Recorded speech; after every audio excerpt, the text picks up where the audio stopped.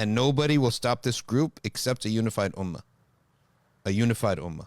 Nothing will, and I'm not saying unified just a fake political, just a superficial political entity. Hearts unified. And there's one unifying factor. That's Allah subhanahu wa ta'ala. Allah and His Messenger sallallahu alayhi wa sallam. What is the priority of the ummah right now? It's this.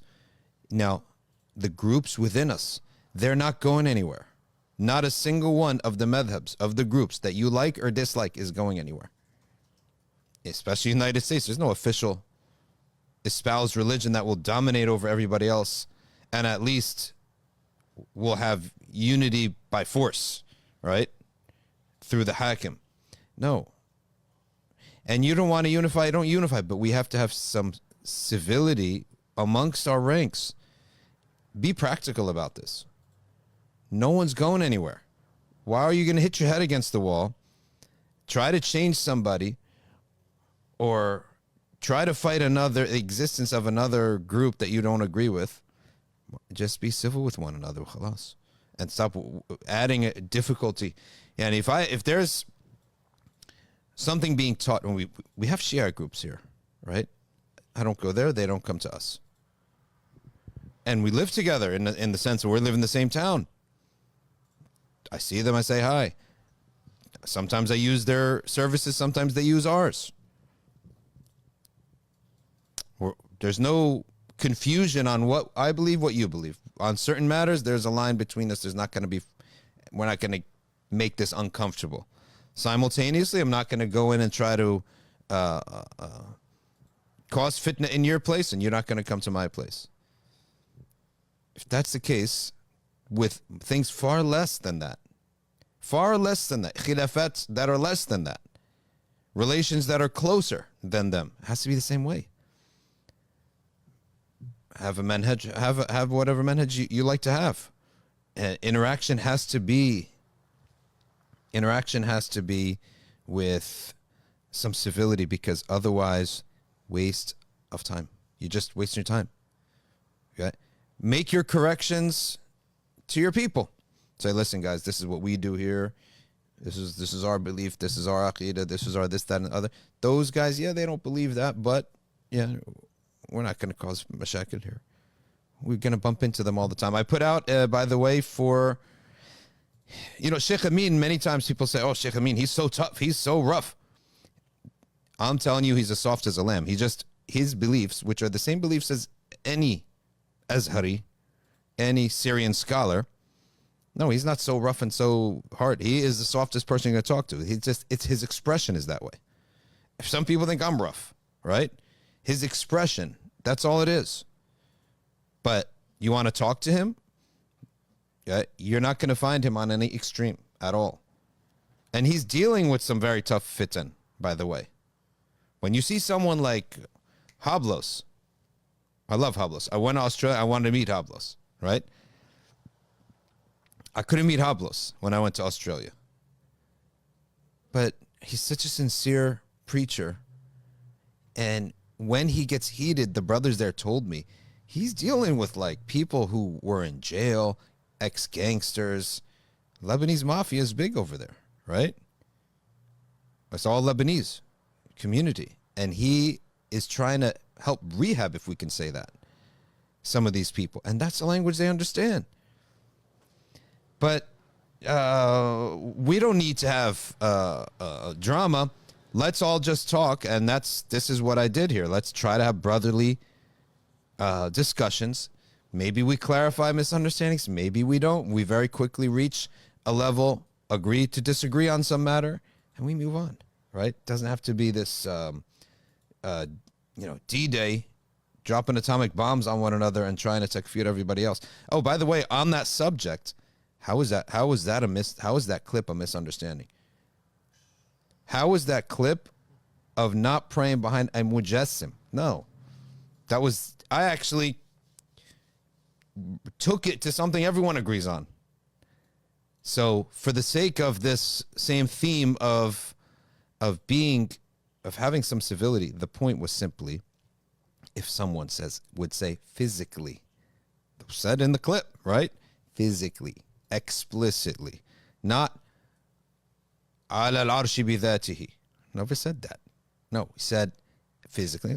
Every one of us would agree with that. So there is no takfir of any specific Muslim or a group in that, explicitly and physically. Someone says, well, who says that? Well, that's not my business. This is what we're reading from. This literally, it's, you know where I got it from?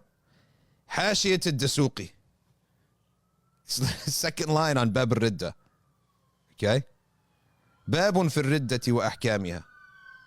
Okay?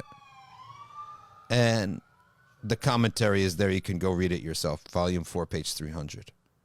Right? So, كَقَوْلِهِ Allahu jismun mutahayyizun. So, that's what it is. It's not a takfir of any group, right? In specific. It's that qawl. That's it. So, just so that, for the record, because some brothers were saying this video is going out, they're saying you make takfir for every. Go read it again. Physically and explicitly, if someone was to say that. Okay. Saying the attack on Sheikh Amin here, we can resolve this. Let's just have a talk. Come on to the stream. Anybody who wants to talk to me, ahlan wa sahlan. And my talk is going to be on this basis. What I put in this post right here. Clarify misunderstandings, if possible. We may not reach any clarity, and maybe we don't come to an agreement. We don't agree. Fine. Bring the hearts together. Yes, my heart can be with another Muslim. It doesn't mean I have to agree with everything he says, right? And he doesn't have to agree with me. All right. All good-willed, pure intentions. Why have hate when we can either be united or we could be united? We fully agree on everything. Oh, okay. What if we don't? We can cordially agree to disagree with no malice in the hearts. Save the malice for the Zionists. Hatred of oppressors is good for self and society. You know that some hatred is good. The hatred of, for example, the concept of losing your family. The hatred of divorce. This is good. The hatred of alcohol. Some people grow up with alcoholic families, parents. They grow up despising alcohol. You know, they help so many people. Certain hatreds are good. Hatred of a Muslim on a matter of ra'i. Or let's say you believe it's an error. Okay, that hatred is not good for you or the ummah. Okay. Secondly, hatred of the oppressor is good. Anger towards Muslim in your heart, raging in your heart is bad. It's bad for your heart. It's bad for the ummah. Also, casting a vast judgment on people. All these people are trying to do this. It doesn't even make sense. It's not something that you could actually rationally even prove or physically even prove. It's a statement that is useless. So don't make these, some people say, the guys who are on, make memes, they're all just terrible people who want to make fun of. The guys who are do podcasts, they just want to just steal your money and dumb you down. The guys who are doing this, that, and the other. It's like, hold on a second. What about husn al-dhan? Why can't we have a good opinion? I think we should have a good opinion, even if our people disagree vehemently with us, call us names, say terrible things. Well, have I ever gotten out of hand? So who am I to say that they're bad? Yeah, they may have gotten out of hand in my judgment. They're probably trying to defend the religion and as much as I love to. They probably maybe misunderstood them, and I may misunderstood me, and maybe I misunderstood them. By the way, you never have to say what I said. Everything that we teach at Safina Society, nothing but facts live stream. Go back to the Azhar curriculum, it's published. Go back to books like this, Key to the Garden by Sayyidina al-Imam al-Haddad. Go back to Al-Iqtisad fil I'tiqad by Imam al-Ghazali. Don't argue with me. I'm just transmitting them. And my error would ever be if I transmitted it wrong. Okay? If I didn't include something in it, which I later included. Right? Like niqab, which I included Qadi Ayad saying in it, in the paper on niqab, that is mandub. I included it. And I included the extra part of it that in front of a kafir, it's fard on a Muslim woman. I had already included the two other parts, which are there in the madhab. Karahiyah for no reason, discouragement to wear it in front of a Muslim for no reason. And if there is a fitna, then she can, even in front of a Muslim. Maybe it be there between permissibility, recommendation, even possibly obligation. In front of a Muslim, but in front of a kafir, obligatory.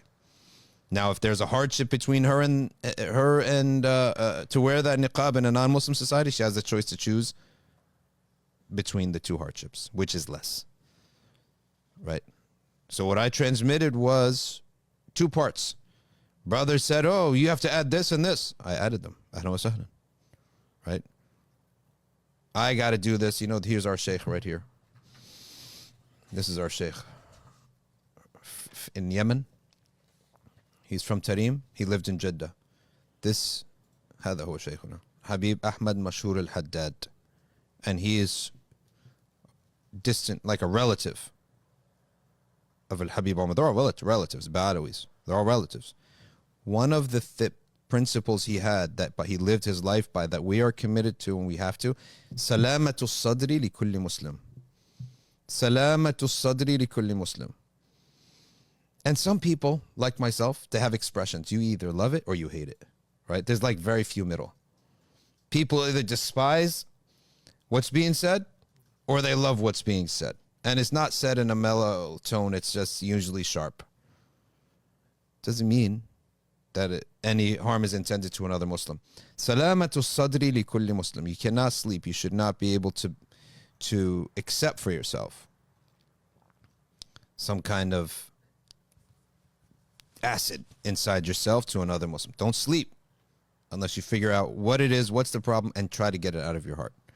So this is what it says: all goodwill and pure intentions. Okay. Anger towards Muslims bad for yourself. And let's just face the facts. None of these groups are going anywhere. No group is going anywhere.